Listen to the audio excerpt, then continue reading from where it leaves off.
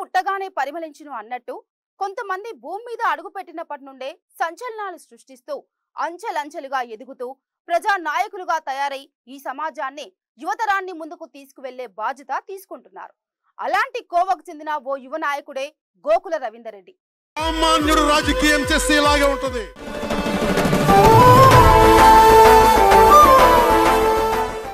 చిట్యాల మండలంలోని శివనేనిగూడెంలో మహాలింగారెడ్డి లక్ష్మమ్మ దంపతులకు జన్మించిన ముద్దుబిడ్డ గోకుల రవీందర్ రెడ్డి జనసేన పార్టీ ఆవిర్భావం నుండి ఆ పార్టీ అధినేత పవన్ కళ్యాణ్ ఆశయ సాధనే లక్ష్యంగా ముందుకు సాగుతూ వస్తున్నారు.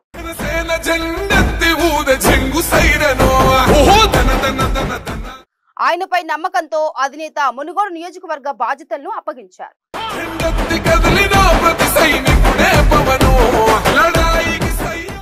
ఎమ్మెల్యే అభ్యర్థిగా కూడా ప్రకటించి ఆయనపై ప్రజలకు ఉన్న నమ్మకాన్ని మరోసారి నిజం చేశారు. కానీ రాజకీయ పార్టీల మధ్య అవగాహనలో భాగంగా ఆ సీటు సైతం బీజేపీకి కేటాయించడం జరిగింది.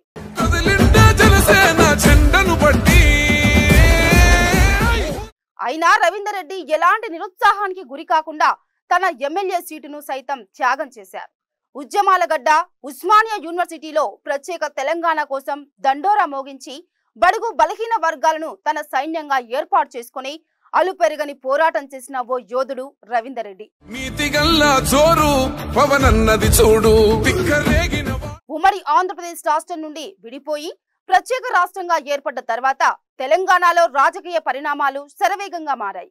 తెలంగాణ రాజకీయాల్లో కీలక పాత్ర పోషిస్తుంది అనుకున్న జనసేన పార్టీ ఏపీ రాజకీయాల్లో బిజీగా మారింది.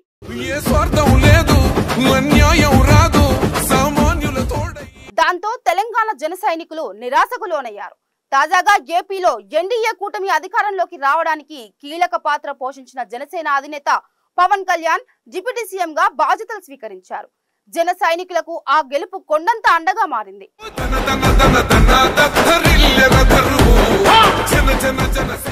తెలంగాణలో నాయకత్వలేమి జనసేన పార్టీ కార్యకర్తలకు తీవ్ర నిరాశను కలిగించే అంశంగా మారింది. అలాంటి క్లిష్ట పరిస్థితులలో అభిమానుల ఆశాజ్యోతిగా జన సైనికులకు అండగా నిలవడానికి రవీందర్ రెడ్డి ముందుకు వచ్చారు.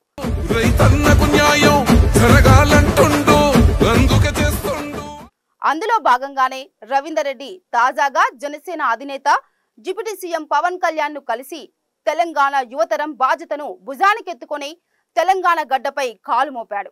ప్రజా సమస్యలపై పూర్తి అవగాహన ఉన్న రవీందర్ రెడ్డి భవిష్యత్తులో మరిన్ని పదవులు అనుభవించాలని, పార్టీ ఇచ్చిన కార్యాచరణను పక్కాగా అమలు చేస్తూ ప్రజా నాయకుడిగా ఎదగాలని 69 టీవీ ఆశిస్తూ మరోసారి రవీందర్ రెడ్డికి అభినందనలు తెలుపుతుంది.